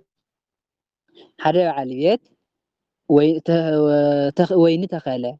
حاصره مصمعو جبرلو محلو دما جبرلو دحرزي سراحتنياتاتو هيو ناو كالي عدي كده مثالي مثل زلزي ጊዜ ፍርያት ምስ በጽሐ ፍረዝ ፈርየሉ ጊዜ ምስ በጽሐ ካፍረ ወይኑ ከምጽእሉ ንኣገልገልቱ ናብቶም ሰራሕተኛታቱ ለኣኸ ጊዜ ቀውዒ ምስ በጽሐ ቀውዕ ምስ ኮነ ካብቶም ኣብ ዓዱ ዘለዎ ኸይድዎ ዘሎ ዓዲ ዘለዎ ኣገልገልቱ ካብኣቶም ኣገልገልቲ ናብቶም እቲ ወይኑ ብርባዕ ሂዎም ዝመጸ ንፍርቂ ሂዎም ዝመጸ ሰባት ናብኣቶም ፍረ ወይኑ ይሕዝኩም ለይንዑ ኢሉ ሰደዶም እቶም ሓረስቶት ከዓ ነቶም ኣገልገልቱ ሒዞም ንገሊኣቶም ወቅዕዎም ንገሊኣቶም ቀተልዎም ንገሊኣቶም ድማ ብእምኒ ቀጥቀጥዎም መኒኦም እዚኦም እቶም እቲ ወይኒ ክሕልው ሓደራ ዝተዋሃቦም ሰባት እቶም ነቲ ወይኒ ፍርቂ ዝሕልው ዝነበሩ ሰባት ነቶም ኣገልገልቲ ክይዱ ሒዝኩም ንዑ ዝተባሃሉ ኣገልገልቲ ንገሊኦም ወቅዕዎም ንገሊኦም ቀተልዎም ንገሊኦም ድማ ብእምኒ ቀጥቀጥዎም ካብኡ እውን ካብቶም ቀዳሞት ካልኣይ ማለት እዩ ካብቶም ቀዳሞት ዝበዝሑ ካልኦት ኣገልገልቲ ለኣኸ መጀመርያ ሪኢኹ ነይሩ እቶም መጀመሮት እቶም ናይ መጀመርያ ገሊኦም ተቐቲሎም ገሊኦም ተወቂዖም ገሊኦም እውን ተደብዲቦም መፅዮም ካልኦት ብዙሓት ንኻልኣይ ግዜ እውን ካልኦት ኣገልገልቱ ለኣኸ ንዓኣቶም እውን ከምቶም ነቶም ቀዳሞት ገበርዎም ከምኡ ገበሩ ነቶም ቀዳሞት ገይሮሞም ቀቲሎሞም ደብዲቦሞም ኣባሪሮሞም ኣጋፊዖም ሰዲዶሞም ነቶም ድሓረወት ብዙሓት ኣገልገልቲ ዝተለኣኹ እውን ንዖም እውን ከምኡ ገይሮሞም ኣብ መወዳእታ ከዓ እቲ በዓል ወይኒ ንወደይሲ ይሓፍርዎ ዶ ይኾኑ ንወደይ ይሓፍርዎ ኾኑ እዮም ኢሉ ነቲ ሓደ ወዱ ልኢኹ ሓደ ወዲ ዘለዎ ሰብ እዚ ነቲ ሓደ ወዱ ልኢኹ መጀመርያ ኣገልገልቱ ልኢኹ እቶም ኣገልገልቱ ተወቂዖም ካልኦት ኣገልገልቱ መይሱ ልኢኹ ሰሙን ከምኡ ድሕሪዝስ ነቲ ወደይ ይሓፍርዎ ይኾኑ እዮም ወዱ እዩ እዚ ኢሎም ክሓፍሩ ይኾኑ እዮም ኢሉ ነቲ ሓደ ወዱ ለኣኾ እቶም ሰራሕተኛታት ግና ንዑ ነቲ ወዱ ምስ ረኣዩ እንታይ እዮም ኢሎም ንስንሳቶም እንሆ እቲ ወራሲ ወይኑ ነዚ ወይኒ እዚ ዝወርስ ናይዚ በዓል ቤት ወዱ መፂኡ እሞ ንዑ ንቕተሎ እናተባሃሉ ርሱ ዝወርስ ንሱ እዩ እሱ ከይወርስ ምእንቲ መፂኡ እናሃለወ ሕዚ ንዑ ንቕተሎ ኢሎም ንዑ ካብቲ ኣታኽልቲ ወይኒ ኣውፅኦም ናብ ደገ ኣውፅኦም ቀተልዎ ንመት ወዱ ካሰ ተኽልቲ ወይኒ ካብቲ መሬት ኣቡኡ ካብቲ ናይ ኣቡኡ ተኽሊ ኣውፅኦም ናብ በረኻ ወሲዶም ቀተልዎ ነቲ ሓደ ወዱ እውን ጎይታ እዚ ምሳሌ እዚ ዝምስለሎም ዘሎ እቲ ጎይታ ታኽልቲ ወይኒ ጥያቄ ክጥይቆም እሞ ክምልሱ ስለ ዝደለዮም እዩ። እቲ ጎይታ ታኽልቲ ወይኒ ምስ መፀ ነቶም ሰራሕተኛታት እንታይ ይኾን ይገብሮም? ነቶም ሓደራ ዝተውሃቦም ነቶም ኣገልገልቱ ዝወቅዕዎምን ዝቀተልዎምን ንወድውን ዝቀተሉ ነዞም ሰባት እዚኣቶም እቲ ጎይታ በዓል ወይኒ ክመፅእ እንከለስ እንታይ ይገብሮም ይኸውን? እንታይ ከፍሎም ይኸውን ኢሉ ሓተቶም። ንሳቶም ከዓ ነቶም ክፉኣት ኢሎም ብክፉእ ያጥፍኦም። ንሶም እዮም እኒአውቶም ክፉኣት ነቶም ክፉኣት ብክፉእ ያጥፍኦም። ነቲ ኣታኽልቲ ወይኒ ድማ ፍርኡ በቢግዚኡ ንዝህብዎ ንካልኦት ሓረስቶት ንፍርቂ ወይ ከዓ ብብላዕ ይህቦም፣ ንካልኦት ኣገልገልቲ ይህቦም። ነቶም ኣገልገልቲ ግና ይቀትሎም፣ ብክፉእ ይቀትሎም ኢሎም መሊሶምሉ። ጎይታ እንታይ ኢልዎም ኣብዚ እቲ ነደቅቲ ዝነሓቅዎ እምኒ ንሱ ርእሲ መኣዝን ኮነ፣ እዙይ ካብ እግዚኣብሔር ኮነ፣ ንዓይንቱ እውን ዘድንቅ እዩ ዝተባሃለ ዶ ኣብ መፅሓፍቲ ከቶ ኣያንበብኩምን ኢኹም? ኣብ መዝሙረ ዳዊት ዘሎ እዩ እውን መዝሙረ ዳዊት ትግርኛ 118 ቁፅሪ 22 ክሳብ 23 ግእዝ ከዓ 117 ማለት እዩ። ኣያንበብኩምን ዲኹም ዝቃል እዚ እንታይ ዝብል እዩ? ነደቅቲ ዝነሓቅዎ እምንስ ርእሲ ማእዘንቲ ኮነት ዝተባሃለ ኣያንበብኩምን ዲኹም? ኣያስተውዕልኩምን ዲኹም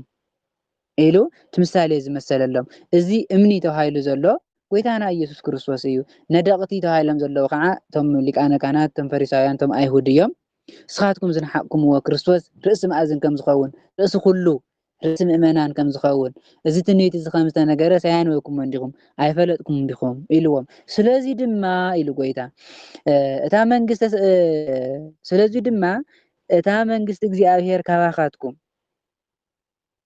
እታ መንግስቲ እግዚኣብሔር ካባኻትኩም ከም እትውሰድ ፍረኣ ንዘፍሪ ህዝቢ እውን ከም እትወሃብ ብሓቂ እብለኩም ኣለኹ። ተርጊምዎ እቲ ምሳሌ ኣብዚ ጎይታና ኢየሱስ ክርስቶስ እቲ ምሳሌ ዝምስሎ ዝነበረ ኣብዚ ተርጊምዎ። እቲ በዓል ኣታኽልቲ ወይኒ ተባሂሉ ዘሎ እግዚኣብሔር ኣብ እዩ።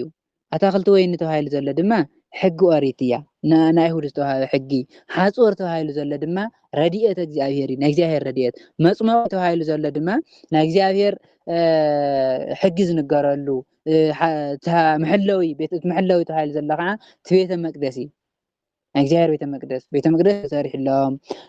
ኣደባባይ ቤተ ናይ እግዚኣብሔር ሕጊ ዝንገረሉ ነይርዎም። ሓፁር ማለት ናይ እግዚአብሔር ረድኤት ነይርዎም። ኣታኽልቲ ወይኒ ተባሂሉ ዘሎ ድማ ሕጊ ተዋሂብዎም ነይሩ፣ ተስፋ ተዋሂብዎም ነይሩ። እቲ በዓል ኣታኽልቲ ተባሂሉ ዘሎ ከዓ እግዚኣብሔር እዩ፣ እግዚኣብሔር ወይ እቲ ምሳሌ ዝምስሎ ዘሎ። እዚ እቶም ናይ መጀመርያ ሓለውቲ ተባሂሎም ዘለዉ ድማ ሊቃነ ካህናት ፈሪሳውያን እቶም ዓበይቲ ህዝቢ እዮም። እዚኦም ሕጊ እግዚኣብሔር ዝሓዙ ቤተ መቅደስ ዝሓዙ ናይ እግዚኣብሔር ረድኤት ዝኸበቦም ናይ እግዚኣብሔር ሕጊ ዝነግሩ ሰባት እዮም። እቲ ምሳሌ ዝመሰለሎም እቶም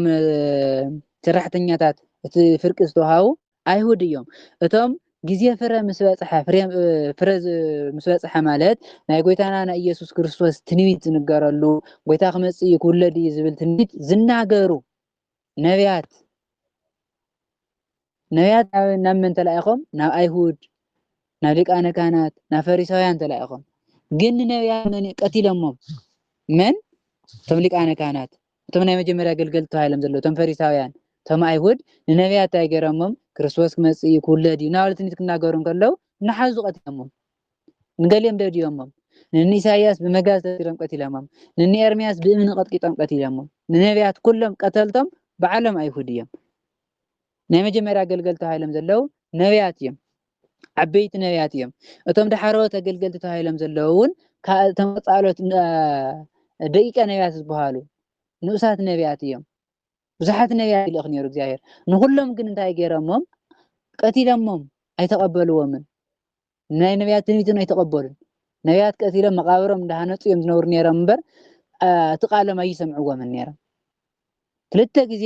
ተላኢኾም ዘለዉ ኣገልገልቲ እቶም ዝነበሩ ቀዳሞት ኣገልገልቲ ሒዞም ከም ዝቀተልዎም እግዚኣብሔር እውን ነቢያት ተደጋጋሚ ብዙሓት ነቢያት ይሰድድ ነይሩ። ነቶም ነቢያት ግን እንታይ ገብርዎም ነይሮም? ሒዞም ይቀትልዎም ነይሮም። ኣብ መጨረሻ ግን እቲ በዓል ቤት ማለት እግዚኣብሔር ኣብ ነቲ ሓደ ዝኾነ ወዱ ማለት ንክርስቶስ ማለት እዩ ንወደይስ ይፈርሕዎን ይሓፍርዎን ይኾኑ እዮም። ንዑ ክልእኮ ኢሉ ንዓይሊ ይኽድኒ ይዝሎም ዘሎ ኣይሁድ ከዓ ንክርስቶስ እንታይ እዮም ክገብሩ ተዘጋጀም እኒአው ክሰቅልዎ ካብቲ ተኽልቲ ወይኒ ኣውፂኦም ካብቲ ሕጊ ካብቲ ቤተ መቅደስ ካብ ከተማ ኢየሩሳሌም ኣውፂኦም ንጎይታና ኢየሱስ ክርስቶስ ቀራንዮ ዝተባሃለ ቦታ ወይ ከዓ ጎልጎታ ኣብ ዝተባሃለ ቦታ እዮም ሰቂሎሞ ክትሰቅሉኒ ኢኹም እዩ ዝብሎም ዘሎ እቲ ሓደ ወዲ ተባሂሉ ዘሎ ክርስቶስ እዩ ንዓይሊ ይኽድኒ ንዓይ እውን ካብቲ ኣታኽልቲ ወይኒ ካብ ከተማ ኢየሩሳሌም ኣውፂኹም ክትቀትሉኒ ኢኹም እግዚአብሔር ነቢያት ልኢኹ ነቶም ነቢያት እውን ቀቲሎሞም ንወዱ እውን ሰዲዱ ንወዱ እውን ኣይተቀበልዎን ንወዱ እውን እንታይ ገይሮሞ ካብ ኣታኽልቲ ወይኒ ካብ ከተማ ኢየሩሳሌም ኣውፂኦም ኣብ በረኻ ሰቂሎም እዮም ቀቲሎሞም እዚ ጎያ ዝሎም ዘሎ እቶም ቀተልቲ እቶም መሳደድቲ ንስኻትኩም ሊቃነ ካህናት ኢኹም እዩ ዝሎም ዘሎ እዚ በዓለ ኣታኽልቲ ወይኒ ምስ መፀ እንታይ ክገብሮም እዩ ምስ ጠየቆም እንታይ ኢሎም ነቶም ክፉኣት ብክፉእ ይቀትሎም ነቲ ኣታኽልቲ ወይኒ ከዓ ንካሊእ ይህብ ኢሎም እንታይ ኢሎም መሊሶም በዓሎም ጎይታ እንታይ ኢልዎም እምኒ ነደቅቲ ዝነሓቅዎ እምኒ ነደቅቲ ተባሂሎም ዘለው እቶም ሊቃነ ካህናት ኣይሁድ ፈላጣት ኢና ዝብሉ ምሁራት ኢና ዝብሉ ዝተነሓቀ ተባሂሉ ዘሎ ድማ ክርስቶስ እዩ ኣነ ኣይሁድ ዝነሓቁኒ ርእሲ ማእዘንቲ ከም ዝኸውን ማለት ርእሲ ምእመናን ናይ ምእመናን ርእሲ መኒ ክርስቶስ እዩ ክርስቶስ ናይ ምእመናን ርእሲ ምእመናን ከም ዝኸውን እዚ ነገር እዚ ድማ ንዓይንትና ዘድንቕ እዩ እዚ ኩሉ ዝኾነ ድማ እግዚአብሔር ኢሉ ክርስቶስ ክናሓቅ ዝኸኣለ ናይ እግዚአብሔር ፈቃድ ስለ ዝኾነ እዩ ክርስቶስ ተናሒቁ ከቢሩ ድማ ርእሲ ምእመናን ክኸውን ዝኸኣለ ናይ መን ፈቃድ እዩ ናይ እግዚአብሔር ፈቃድ እዩ ናይ እግዚአብሔር ሓሳብ እዩ እዚ ኩሉ ዝኾነ ማለት እዩ ክርስቶስ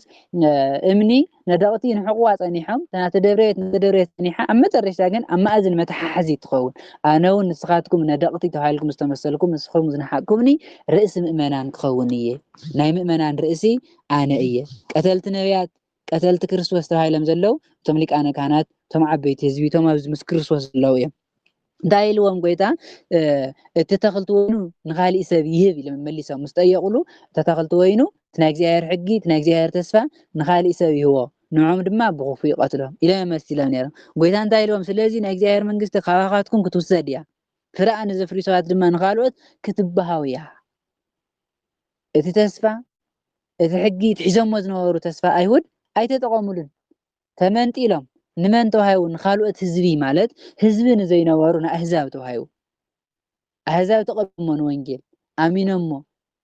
ናይ እግዚአብሔር ሕጊ ኢሎም ሒዞሞ ንሶም ከዓ ሕጊ ወንጌል እንዳፈፀሙ ፍረ እንዳፍረዩ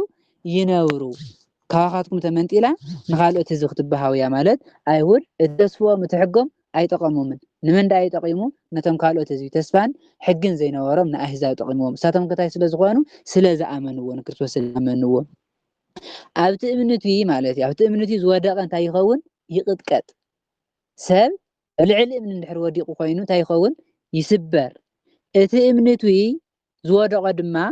ይጭፍለቅ ኢልዎም ጎይታ ኣብቲ ልዕሊ እምኒ ዝወደቀ ይቅጥቀጥ ኣብ ልዕሊ ክርስቶስ ዝተልዓለ ሰብ እምኒ ተባሂሉ ዘሎ ክርስቶስ እዩ ኣብ ልዕሊ ክርስቶስ ዝተልዓለ ሰብ እንታይ ይኸውን ይፍረዶ ክርስቶስ ዝፈረዶ ሰብ ድማ ይቅጥቀጥ ማለት ይጠፍእ ክርስቶስ ዝፈረዶ ሰብ ይጠፍእ ህይወት የብሉን ንስኻትኩም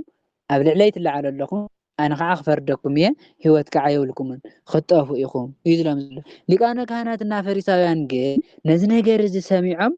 ብዛዕባቶም ከም ዝኾነ ኣስተውዓሉ እቲ ምሳሌ እቲ ጎይታ ዝመሰሎ ምሳሌ ኩሉ ብዛዕባ ፈሪሳውያንና ሊቃነ ካህናት ከም ዝኾነ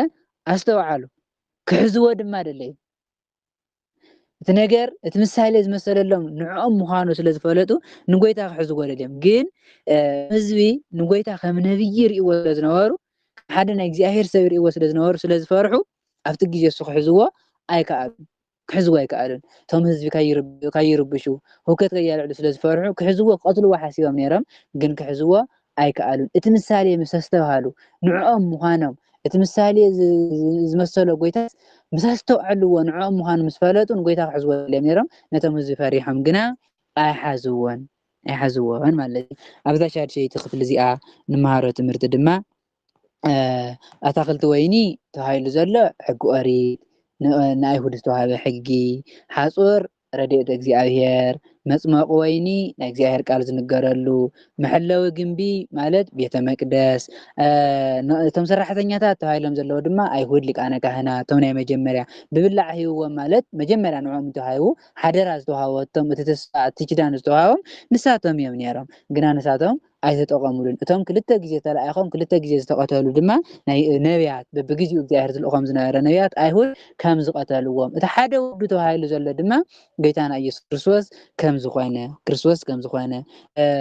ኣብ ከተማ ኢየሩሳሌም አውፅኦም ሰቂሎም ከም ዝቐተልዎ ናይ እግዚአብሔር መንግስቲ ድማ ናይ እግዚአብሔር ሕጊ ናይ እግዚአብሔር ተስፋ ኩሉ አይሁድ ከም ዘይተጥቀሙሉ ሒዞሞ ነይሮም ግን ካብኣቶም ተመንጢሉ ንመን ተዋሂቡ ነቶም ፍረ ዘፍርዩ ሰባት ፍረ ንእግዚአብሔር ዝሕግሱ ብመስዋእቶም ብጸሎቶም ብኣገልግሎቶም ብስነ ምግባሮም ንክርስቶስ ንዝሕግሱ ሰባት ንክርስቶስ ንዝኣምኑ ሰባት ንዕኦም ተዋሂባ አይሁድ ግና ኣይተጠቐሙላ ጌታና ኢየሱስ ክርስቶስ ባዕሉ ከምኡ ኢልዎም ካብኣኻትኩም ተመንጢላ ንካልኦት ክትወሃብ እያ እምኒ ተባሂሉ ዘሎ ድማ ጌታና ኢየሱስ ክርስቶስ ነደቅቲ ተባሂሎም ዘለው ሊቃነ ካህናትና ፈሪሳውያን ንክርስቶስ ዝነሓቅዎ ርእሲ ማእዘንቲ ኮነ ማለት ከዓ ርእሲ ምእመናን ኮነ ክርስቶስ ርእሲ ምእመናን ከም ምዃኑ እዚ ነገር ዘድንቕ እዩ ንዓይነትና እውን ዘድንቕ እዩ ዝኩሉ ዝኾነ ዓብ እግዚኣብሔር እዩ ማለት ድማ ክርስቶስ ክነሓቅ ዝኸኣለ ፍቃዱ ስለዝኾነ ናይ እግዚአብሔር ፍቃድ ስለዝኾነ ርእሲ ምእመናን ዝኾነሉ ድማ ናይ እግዚአብሔር ፍቃድ ስለዝኾነ እምኒ ኣብ ልዕሊ እምኒ ዝወደቀ ይቅጥቀጥ ማለት ድማ ኣብ ልዕሊ ክርስቶስ ዝተለዓለ ኣብ ልዕሊ ክርስቶስ ብክሕደት ብሕማቅ ስነ ምግባር ዝተለዓለ ሰብ ክርስቶስ እንታይ ይገብሮ ይፈርዶ ክርስቶስ ዝፈረደ ድማ ይጠፍእ ኢሉ ጌታና ኢየሱስ ክርስቶስ ነዚ ምሳሌ ሰባት ከም ዝነገሮም ከም ዘረድኦም እያ ትምህረና እቶም ሊቃነ ካህናት ነዚ ነገር ፈሊጦም ከዓ ንጎይታ ክሕዝዎ ከም ዝደለዩ ነቶም ሰባት ፈሪሖም ግን ክሕዝዎ ኣይከኣሉ ማለት እዩ ኣብዚ ንሕና ክንመሃሮ ዝግበአና ዓብይ ትምህርቲ ድማ ክርስቶስ ርእሲ ማእዝና ርእስና ምዃኑ ፈሊጥና እቲ ንአይሁድ ዝተዋሃበ ተስፋ እውን ተመሓላሊፉ ንዓና ከም ዝተዋሃበ ፈሊጥና እቲ ዝተዋሃበና ተስፋ ክንነብሮ እቲ ዝተዋሃበና ወንጌል ዝተዋሃበና ሕጊ ተማሂርና ክንነብሮ ክንፍፅሞ ንክርስቶስ ብፀሎትና ብመስዋእትና ብኣገልግሎትና ብኩሉ ነገር ፍረ እንዳፍረና እንዳሐጎስናዮ ክንነብር እዩ ዝወሃበና ከም አይሁድ ከይኸውን አይሁድ ተመንጢሎም ንዓና ተዋሂበና እቲ ሕጊ ንዓና እውን ተመንጢልና ዋጋ ዘይብልና ካይንተርፍ ምእንቲ እቲ ዝተዋሃበና ነገር ፈሊጥና ንክርስቶስ ኣምላኽና ብመስዋእትና ብስነ ምግባርና ብኣገልግሎትና ብማሕበራዊ ናብራና ብኩሉ ብማሕበራዊ ናብራና ንክርስቶስ ኣምላኽና እንዳሐጎስና ንክርስቶስ ኣምላኽና መሲልና ከም ሐዋርያት ኣቦታትና ንክርስቶስ እንዳገልገልና ክንነብር ከም ዘለና እያ ትምህረና እሞ ነዚ ኩሉ ንክንገብር ከዓ ቅዱስ እግዚአብሔር ኣምላኽና ይርድና ቅዱስ መንፈስ እውን ይለኣኸልና ስለ ዝነበረና ፃኒሒት ቅዱስ እግዚአብሔር ኣምላኽና ስሙ ዝኸበረን ዝተመስገነን ይኹን ናይ እግዚአብሔር ፀጋ ምስ ኩላትና ይኹን ናይ ኣቦታትና ናይ ቅዱሳን መላእክቲ ጸሎትን ምልጃን እውን ምስ ኩላትና ይኹን ወስብሐት ለእግዚአብሔር ወለወላዲቱ ድንግል ወለመስቀሉ ክቡር